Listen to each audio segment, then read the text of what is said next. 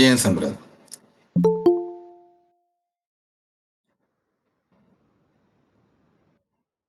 यहाँ उपस्थित सभी वेदाद्रियंस को मेरा प्रणाम।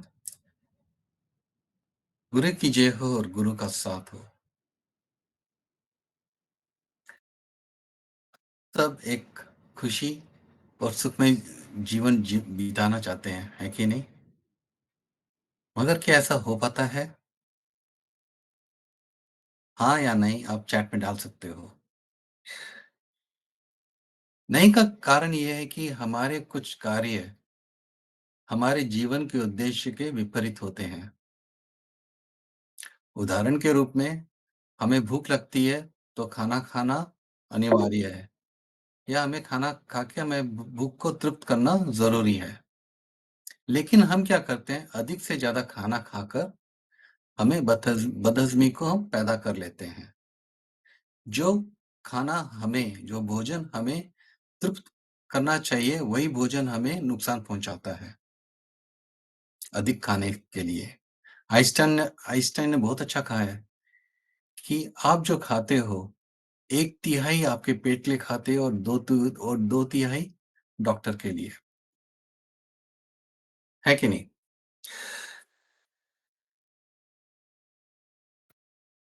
जिसकी जैसी सोच। उसके अलावा और एक उदाहरण चल देते हैं, एक स्टोरी लाइन पकड़ते हैं अ, शादीशुदा के जीवन के रख के। तो उसमें हम सब ये भी सोचते हैं कि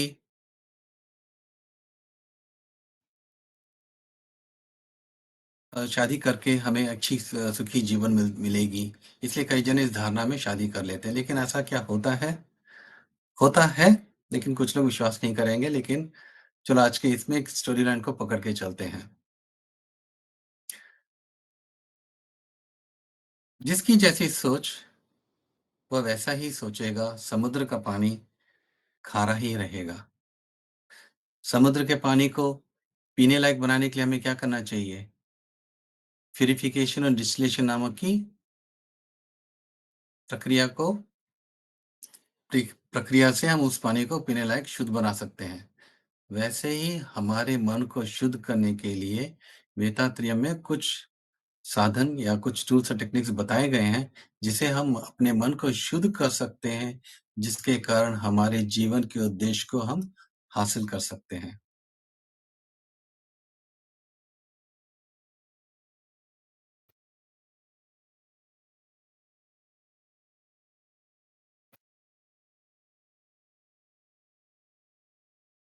वो जा नहीं रहा है। वही मैं कोशिश करूँ। आईटी में होके भी कई बार हमें उसी चीज़ में दिक्कत आती है। हाँ, मनुष्य में 3 प्रकार के कलंक होते हैं। एक है अहंकार, पाप कर्म और उन्माद, भ्रम या माया भी कहा जा सकता है। अहंकार का ही परिणाम पाप कर्म होते हैं, और जब हम अहंकारी हो जाते हैं, तो हम क्या होता है, हम उस इमोशनल स्टेट से हम भावुकता स्टेट से हम फॉरगेटफुलनेस के स्टेट में चले जाते हैं, यानी माया या भ्रम के स्टेट में चले जाते हैं। ये एक ऑन ऑफ स्विच के जैसे है। या तो आप प्रकाश में रहोगे या अंधकार में रहोगे। प्रकाश चेतना है, अंधकार अहंकार है। क्योंकि ये दोनों कलंक अहंकार से के कारण ही है, तो आज के सत्संग में हम अहंकार पे ध्यान करेंगे। मनुष्य अक्सर ये भूल जाता है कि वह संपूर्ण चेतना के एक छोटा-सा हिस्सा है, और अपने वो सारे काबिलियत पर, जैसे कि शारीरिक बल, प्रसिद्धि, दिमाग, सब पर घमंड करने लगता है, और वो ईश्वर को भूल जाता है। जब वो हम भूल जाते हैं तो क्या होता है, हम हमारा मन भ्रमित हो जाता है। इस स्थिति में 2 मनोवृत्तियाँ को जन्म देती है। एक है मैं, आक्रामकता, और दूसरा है मेरा स्वामित्व। मैं आके यानी वो अपने आप को काफ़ी अहमियत देता है। मैंने ये किया, मेरे कारण ऐसा हुआ, अगर कोई पूरे ग्रुप ने मिलके कुछ किया होगा तो भी वो अपना क्रेडिट लेता है कि इस ये मेरे कारण ही हुआ है। और मेरा मतलब ये चीज़ भी मेरी है, वो चीज़ भी मेरी है, ये ज़मीन मेरा है और ज़मीन को इकट्ठा करने की काफ़ी श कोशिश करता है, धन-संपत्ति काफ़ी इकट्ठा करने की कोशिश करता है। वो दूसरा स्वभाव है, मैं और मेरा। मैं और मेरा 2 ऐसे दंपतियाँ हैं, कपल्स हैं जो 6 प्रकार के स्वभाव को निम्न प्रकार के स्वभावों को जन्म देते हैं। जैसे कि लोभ, क्रोध, महत्वाकांक्षा, अनैतिक यौन आकर्षण, ऊंच-नीच का स्वभाव और प्रतिशोध। लोभ क्या है? अत्यधिक इच्छा है। क्रोध क्या है? वह शक्ति जो इच्छाएँ विफल होने पर उत्पन्न होती है। क्रोध एक शक्ति है जो हमारी जब इच्छाएँ नहीं पूरी होती है तो वो उत्पन्न होती है। महत्वाकांक्षा क्या है? ये दूसरों के कल्याण की कीमत पर भी स्वयं को के लिए बचत करना। यानी जो चीज़ दूसरों के लिए अच्छी हो सकती है, उनके उपयोग हो सकती है, हम उनके साथ साझा किए बगैर अपने लिए ही रखना महत्वाकांक्षा है। वो भी एक लालच का ही रूप है। अनैतिक यौन आकर्षण ये दूसरे लिंग के प्रति असामान्य इच्छाएँ, ऊंच-नीच स्वभाव, ये धन प्राप्ति या पद के लिए दूसरों के साथ तुलना करना कि मैं श्रेष्ठ हूँ, तू नीचे है। प्रतिशोध या क्रोध या जो स्वयं को अभिव्यक्त करने के लिए सही अवसर की प्रतीक्षा कर रहा है।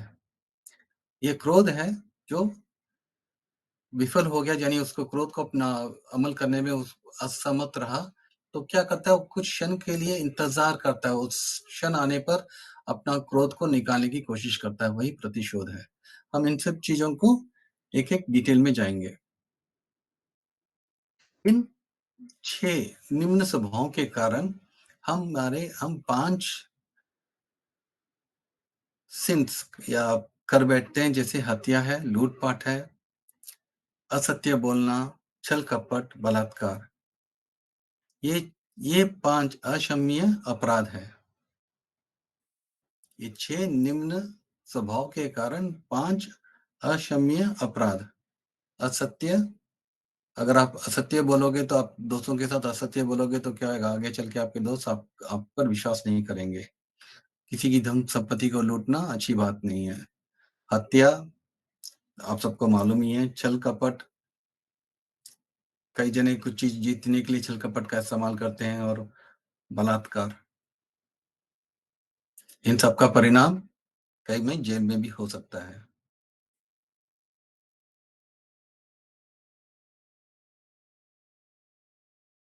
तो इनसे हम कैसे बचें?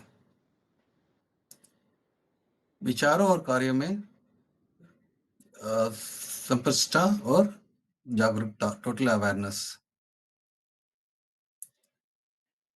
सो clarity in our thoughts and action. ये कैसे संभव है? वेदात्रि महर्षि ने हमें अच्छा खासा मार्ग दिखाया है। उस मार्ग पर चलने से हम इससे हमारे बुरे स्वभाव से हम बच सकते हैं। इसमें कुछ हैं, हम ध्यान जब हम कुछ क्षण पहले किए थे ध्यान और आत्म-विश्लेषण, ये थोड़ा ऊपर-नीचे चले गए हैं पॉइंट्स। आत्म-विश्लेषण में जैसे विचार अन्वेषण, इच्छा सुधार, क्रोध वर्जन, चिंता उन्मूलन, मैं कौन हूँ इत्यादि। और कायाकल्प करने से हमारे शरीर की ऊर्जाएँ बढ़ती है, जिसके कारण जब हमारी ऊर्जाएँ कम होती है तो हम ये बुरे काम करते हैं, बुरे स्वभाव मन में आते हैं। जब हमारे शरीर में पर्याप्त मात्रा की शक्तियाँ होती हैं, तो हमारे इस स्वभाव से हम अधिकतर दूर ही रहते हैं, बुरे स्वभाव से दूर ही रहते हैं। और स्वस्थ तन और स्वस्थ मन, तो व्यायाम व्यायाम भी करना ज़रूरी है।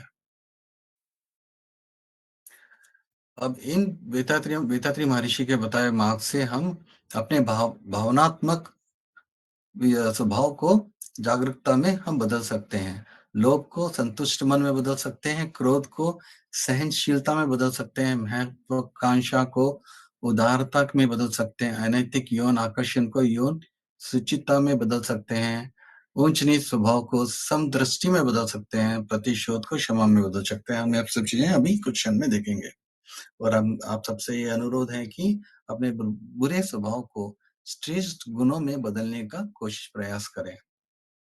चलो हम शुरुआत करते हैं लोभ से। हम सब जानते हैं कि लोभ या लालच बुरी बला है।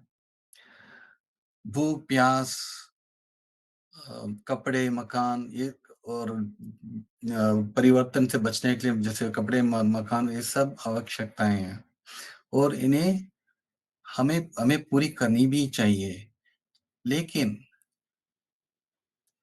जब हम उन कमी को उदाहरण के रूप में हमें भूख लग रही है, थोड़ा-सा खाना पर्याप्त रहता है भूख को मिटाने के लिए जब लेकिन हमारा हमारा ये धारणा है कि हम जितना खाएँगे हम उतना संतुष्ट होएँगे। तो उस कारण से क्या होता है, हमें गैस या बदहज़मी हो जाती है।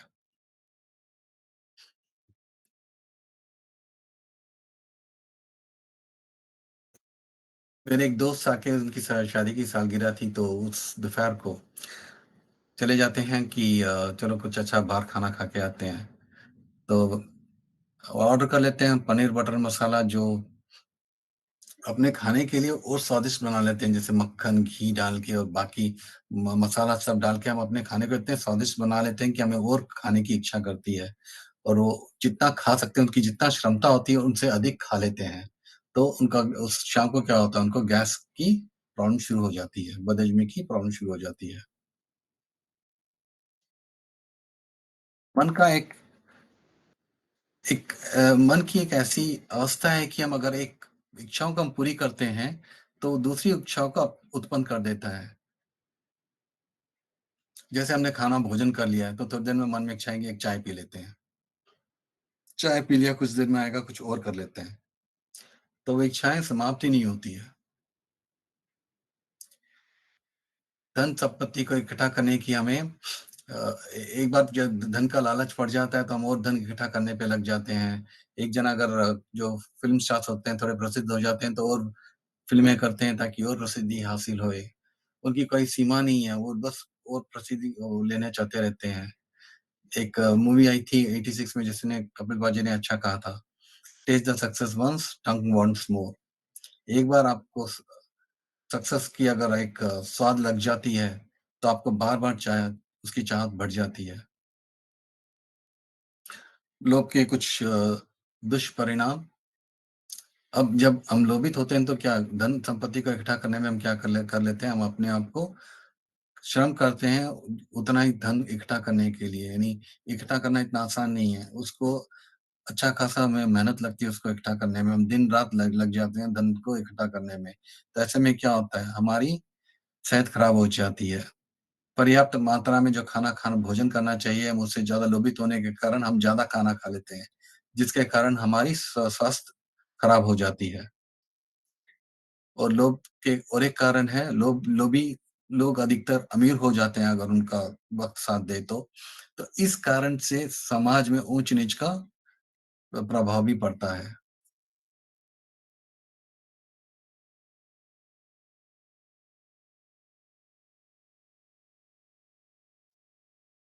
कि हम लोग को कैसे बदल सकते हैं, संतुष्ट मन में हम बदल सकते हैं कैसे? इसके हम अगर हम सोचें जो हमारे पास है वो पर्याप्त है, तो हमारा मन अपने आप से संतुष्ट हो जाएगा। हम इस बात पर केंद्रित करें कि हमारे पास क्या है, इस बजाय कि हमारे पास क्या नहीं है, मन अपने आप से संतुष्ट हो जाएगा। तो लोभ को बदलने में संतुष्ट मन के लिए ये 2 अगर उपचार करें, तो हमें हमारा मन संतुष्ट मन में बदल जाएगा। एक अच्छा दोहा है, गौ धन, गज धन, बीज धन और रतन धन खान, जब आवत संतोष्ट धन, सब धन धूलि समान। पुराने ज़माने में घोड़े, हाथी, गाय अगर इन जिसके पास ये सब ज़्यादा होते थे, वो धनवान माना जाता था। लेकिन जिसके पास संतोष का धन आ जाता है ना, ये जो सारे धन है ना, वो धूल के समान होते हैं।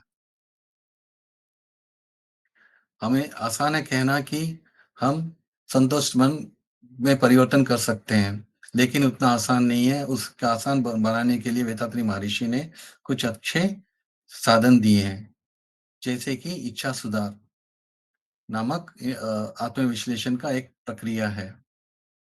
और दूसरा ध्यान, जैसे अगर हम ध्यान अग्नि पर केंद्रित करते हैं, हमारा जो भुलक्कड़पन से स्वभाव स्वभाव अ, पूरे भुलक्कड़पन से हम जागरूकता के स्थिति में आने लगते हैं। उस स्थिति में अपने आप से हमारा मन संतुष्ट होने लगता है। अपने आप को हमारे हमको बोल मन हमको बोलता है कि जितना हमने खाया उतना पर्याप्त है।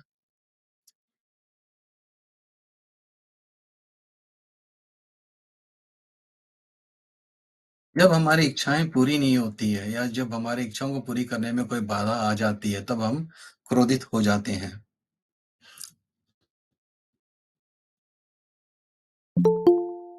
उदाहरण के रूप में चलो हमारे उस दोस्त का ही थोड़ा उदाहरण लेते हैं, जहाँ पर आ कल तो उन्होंने अच्छा खासा भोजन कर लिया था होटल में जाकर। आज वो बोलते हैं कि अपने पत्नी को कि आज दोपहर को ये बना लो, छोले भटूरे बना लो। तो बोलती नहीं, नहीं, कल आपकी तबीयत खराब हो गई थी, आज मैं दलिया ही बनाऊँगी। तो उनको गुस्सा आ जाता है कि आज तो मेरे को छोला भटूरा खाने की इच्छा है और वो बना नहीं रही हैं। तो वो गुस्सा करते हैं। तो पत्नी बोलती है कि आपको खाना खाओ वरना भूखे ही रहो। ऐसे में 2 चीज़ हो सकती है, या तो आदमी क्रोधित होके बोल बोल सकते हैं कि तुमको मेरी बात माननी है। ऐसे पति-पत्नी में भेदभाव हो सकते हैं, या फिर वो अपने आप को चुप बैठ सकते हैं कि अब कुछ नहीं कर सकते, होम मिनिस्ट्री के आगे किसकी चल सकती है। तो ऐसी स्थिति में मन क्रोधित हो जाता है जब हमारी इच्छाएँ पूरी नहीं होती है। तो हम बाधा उत्पन्न करने वाले पे हमारा ज़ोर ज़बरदस्ती दिखाकर उस बाधा को टालने की कोशिश करते हैं। बिल्कुल ने इस पे बहुत अच्छा लिखा है। एक "तन्னைத்தான் காக்கின் सिनम काक, कावक्काल तन्னை कोलम सिनम"। अगर हमें अपने आप को बचाना है, तो हमें हमारे क्रोध से बचाना चाहिए, वरना यही क्रोध हमें मार सकता है, हमारी हत्या कर सकता है, हमें जला सकता है। क्रोध के कुछ दुष्परिणाम हैं, स्वयं को नुकसान पहुँचाना। कई बार क्या होता है कि अगर हम जिस बाधा को कोई इंसान है वो बाधा पैदा करने वाला, तो हम उनसे लड़ाई-झगड़ा में उलझ जाते हैं। उनसे लड़ाई करना शुरू कर देते हैं, जिससे उनको भी नुकसान होता है, हमें भी नुकसान होता है। और कई बार किसी की लड़ाई-झगड़ा में कुछ भी हो सकता है और कई बार कोर्ट केस भी बन सकता है, जेल भी हो सकती है। तो हम क्रोध को कैसे अच्छे स्वभाव में बदल सकते हैं? सहनशीलता से हम पेशेंस से हम क्रोध को सहनशीलता में बदल सकते हैं। सहनशीलता में क्या, जैसे हम तनाव उनको क्षमा कर सकते हैं जिन्होंने हमें बाधा पहुँचाया है। जैसे मेरे दोस्त के केस में अगर हम ले लें, तो वो समझ सकते हैं कि कल वो आज क्यों छोला-भटूरा नहीं बना रही हैं, क्योंकि कल बदहज़मी होने के कारण शायद आज वो नहीं बनाना चाह रही है, शायद कुछ दिन बाद जब मेरी तबीयत ठीक हो जाएगी, तब वो बना लेंगी। अगर अपने मन को समझा लेंगे, तो वो क्रोधित नहीं होएँगे। मन अपने आप सहनशीलता हो जाएगी। इसके अलावा स्वामी जी के बताए हुए आशीर्वाद से अगर हम उनको आशीर्वाद दें जिन्होंने बाधा उत्पन्न की है, तो वक़्त लगेगा लेकिन कुछ समय बाद वो बाधाएँ हट जाएगी या हमारे अच्छे के लिए काम करना शुरू कर देगी।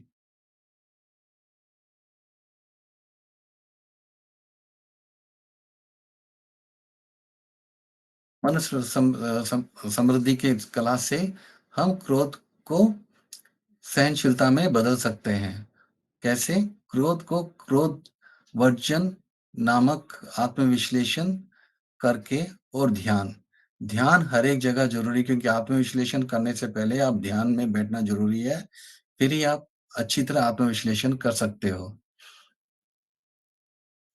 भावुकता के स्थिति में ही हमें क्रोध आता है, जब मन मन की वृत्ति चा 14 से लेके 40 गति पर चलती है। जैसे आप अग्नि ध्यान या तूर्य ध्यान करते हो, आपकी मन की आवृत्ति 14 से कम होना शुरू हो जाती है। अपने आप से आप जागरूकता की अवस्था में आ जाते हो।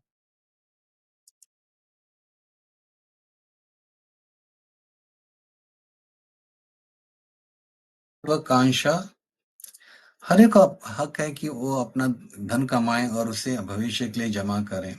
लेकिन साथ ही साथ ऐसे भी लोग हैं दुनिया में जो कमा नहीं सकते, जैसे कि बच्चे हैं, बुजुर्ग हैं, अपाहिज हैं, उनको भी जीने का हक है। अगर आप अपनी कमाई सब अपने लिए रखें तो वो बेचारे कैसे जिएँगे?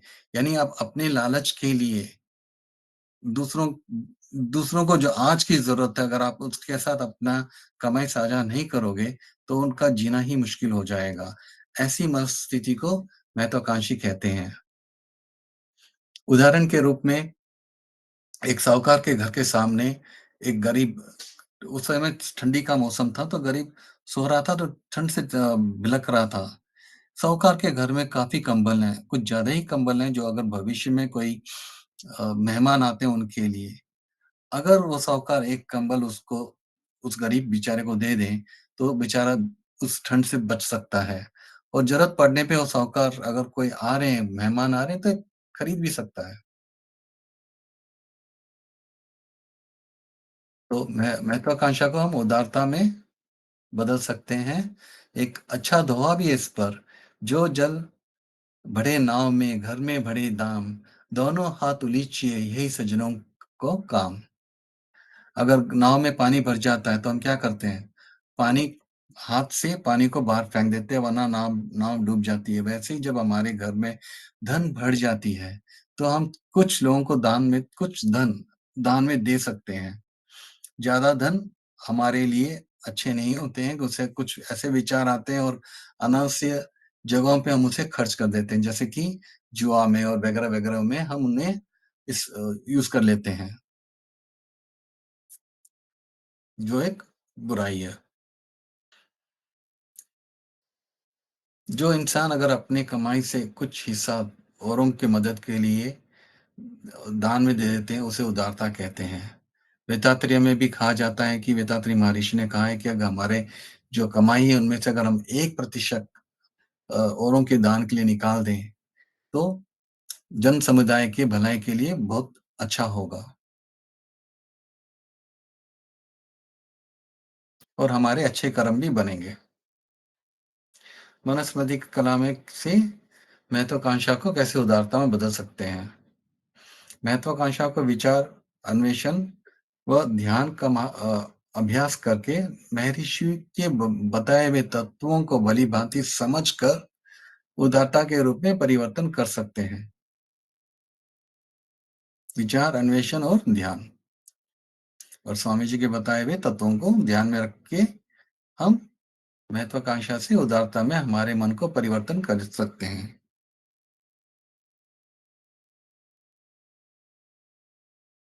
जैसे खाना भूख प्यास, वैसे ही यौन संतुष्टि भी एक इच्छा है। उसके काफ़ी कारण होते हैं, एक तो मन और दूसरा हार्मोन्स। जब जब वो हार्मोन अत्यधिक शरीर में उत्पन्न हो जाते हैं, पैदा हो जाते हैं, तो यौन क्रिया की इच्छाएँ होती हैं। ये सब स्वाभाविक है। लेकिन इस इच्छाओं में अति अधिक इच्छाएँ अच्छी नहीं होती और दूसरा होता है कि एक आदमी का आकर्षण अपनी बीवी के अलावा और भी अन्य महिलाओं पर होता है। ये अनैतिक है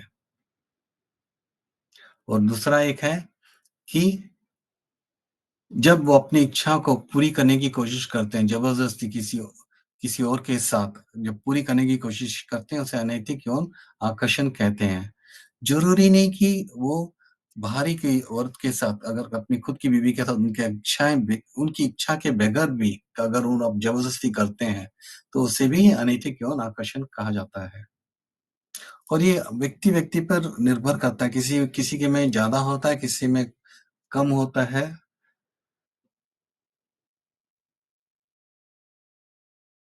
ये इच्छा का क्रूर रूप है। इसको हम यौन शुचिता में कैसे बदल सकते हैं? यौन संबंध के कारण प्रजनन हो सकता है यानी कि बच्चा पैदा हो सकते हैं।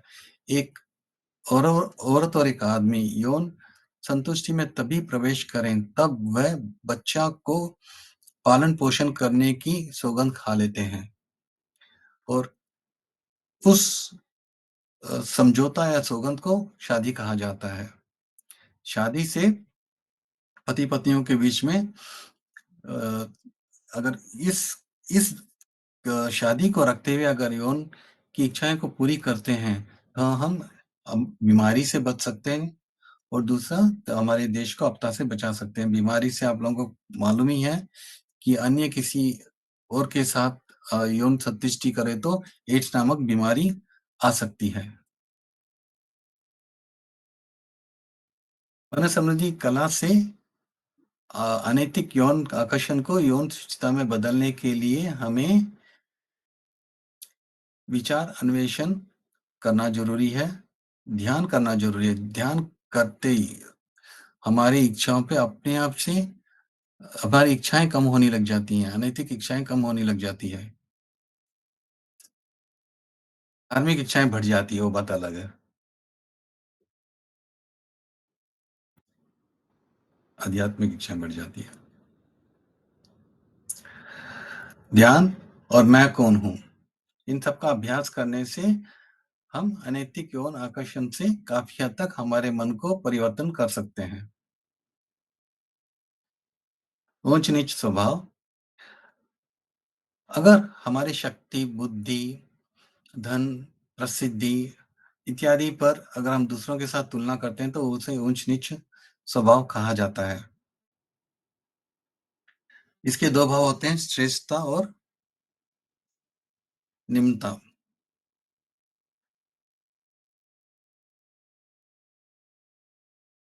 'टी' नामक एक मूवी में एक बहुत अच्छा गाना है। अगर इजाज़त है तो मैं उसकी 2 लाइन गाना चाहूँगा। भेदभाव भेदभाव अपने दिल से साफ कर सके दोस्तों से हुई भूल हम माफ कर सके हमको मन की शक्ति देना मन विजय करे हमको मन की शक्ति देना मन विजय करे दूसरों के जय से पहले खुद को जय करे। हाल ही में हुए अरुणोदय कोर्स में बालाचंद्र सर ने कहा था कि जब मंदिर जाओ तो हम भीख नहीं मांगना चाहिए, लेकिन मन की शक्ति के लिए हम ये भीख तो ज़रूर माँग ही सकते हैं।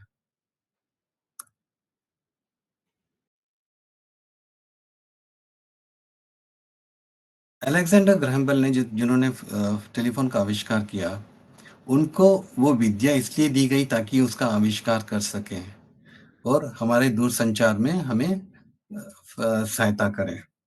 इसीलिए आके इसीलिए आके जो भेदभाव है लोगों में, वो इसीलिए है कि जो उनकी जो शक्ति और प्रसिद्धि या जो भी उनका जो बुद्धि है, जो उनका जो एक्स्ट्रा काबिलियत है, वो समाज के भलाई के लिए इस्तेमाल करने के लिए, ना कि दूसरों को नीचा दिखाने के लिए।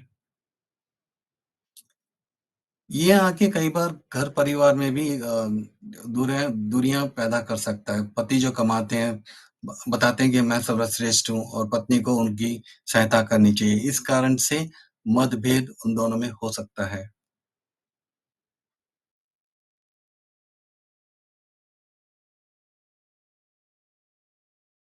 उच्च-नीच स्वभाव को अ, समदृष्टि में बदलने के लिए वेदांतरियम में बहुत अच्छा स तकनीक है, जैसे कि विचार अन्वेषण, भावनाओं को विचार अन्वेषण, मैं कौन हूँ और ध्यान। और इन सब का अभ्यास करेंगे तो हम हमारे मन को ऊंच-नीच स्वभाव से परिवर्तित करके समदृष्टि के स्वभाव में ला सकते हैं।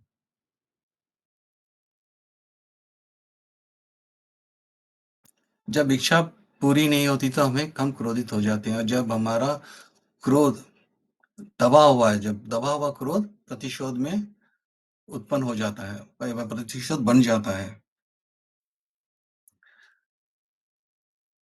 जब दबा हुआ गुस्सा एक सही समय का इंतज़ार करता है, जब वो समय आ जाता है तो अपना पूरा बल सहित वो जो बाधा उत्पन्न करने वालों को भेद कर अपना गुस्सा ठंडा कर लेता है, उसे प्रतिशोध कहा जाता है।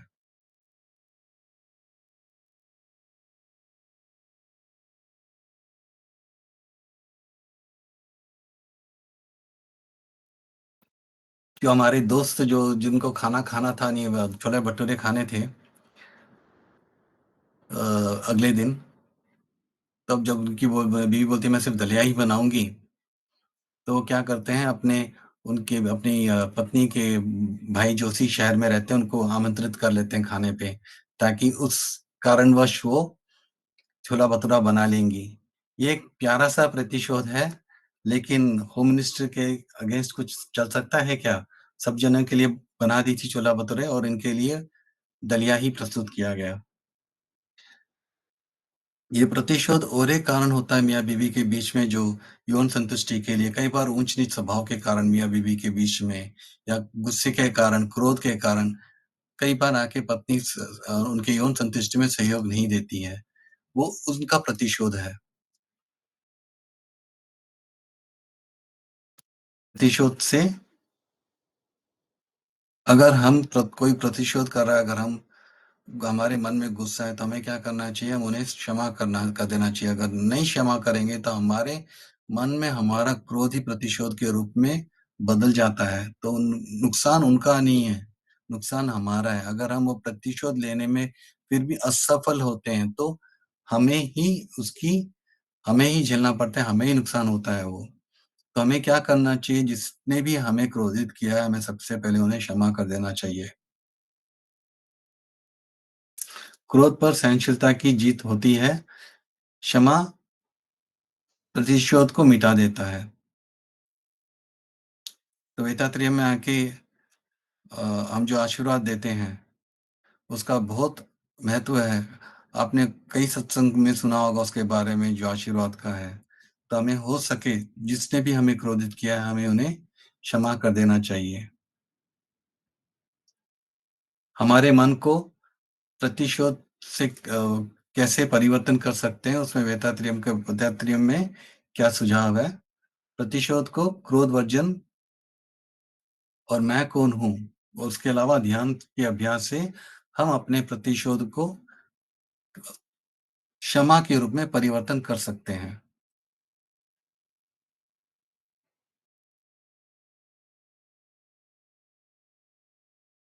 वेदांतरियम के माध्यम से हम अपने भावनात्मक स्थिति को जागरूकता की स्थिति में बदल सकते हैं। लोभ को जैसे संतुष्ट मन, क्रोध को सहनशीलता, महत्वाकांक्षी को उदारता, अनैतिक यौन आकर्षण को यौन शुचिता और ऊंच-नीच स्वभाव को संतुष्टि और प्रतिशोध को क्षमता में बदल सकते हैं। और अगर हमारे जो हमने स्टोरी लाइन ली है मियाँ-बीवी के बीच में, तो इसी अगर उदाहरण लेते हुए लोभ के कारण क्या होता है जब पति-पत्नी से कुछ ज़्यादा ही अ, अपेक्षा रखते हैं कि वो पूरा घर का काम करे और करे, वो भी एक इंसान है, वो भी एक जीव है। वो उतना ही कर सकेंगी जितना वो कर सकते हैं। अगर उनसे नहीं हो पा रहा है, अगर पत्नी उनका सहयोग दें, तो उनके बीच में एक अच्छा प्रेम का रहेगा। क्रोध मियाँ-बीवी के बीच में कभी क्रोध आना नहीं चाहिए, अगर आए तो वो एक-दूसरे को क्षमा करना अनिवार्य है और एक-दूसरे को आशीर्वाद दें। और ऊँच-नीच स्वभाव अगर मियाँ-बीवी में है, अगर एक जना कमा रहा है, दूसरा नहीं कमा रहा है, कमाना कई बार आसान होता है, लेकिन घर गृहस्थी सँभालना इतना आसान नहीं होता। अगर एक-दूसरे को समदृष्टि के हिसाब से देखेंगे, तो उनके बीच में एक प्रेम का स्वभाव रहेगा। अगर वो किसी कारण से वो नाराज़ रहते हैं, उनके नाराज़गी में भी प्यार है। कई बार हम भुलक्कड़पन में हम कुछ चीज़ें ऐसे कर देते हैं, छोटी-छोटी चीज़ें जैसे तौलिया यहाँ रख दिया, वहाँ रख दिया, हम कुछ घर में कुछ कचरा फैला देते हैं। अगर ध्यान में रहें और हम अगर जागरूकता में रहेंगे, हम ऐसी छोटी-छोटी गलतियाँ हम करेंगे ही नहीं, तो उनको नाराज़ होने का हम उनको मौका भी नहीं देंगे। लेकिन उसके बावजूद भी अगर वो नाराज़ दिखाती हैं, तो उनको आपका साथ चाहिए हो। तो उनके साथ अगर आप थोड़ा समय बिताओगे, तो एक अच्छा प्रेम भरा जीवन, सुखमय और समृद्ध जीवन बिता सकते हो। दैवीय परिवर्तन की प्रक्रिया के बा बारे में ज्ञान, साथ ही दूसरों के साथ संभ संभाव में रहने की क्षमता, बुरे स्वभाव को दूर रखने में मदद करती है। जिये संसार, जिये समृद्ध।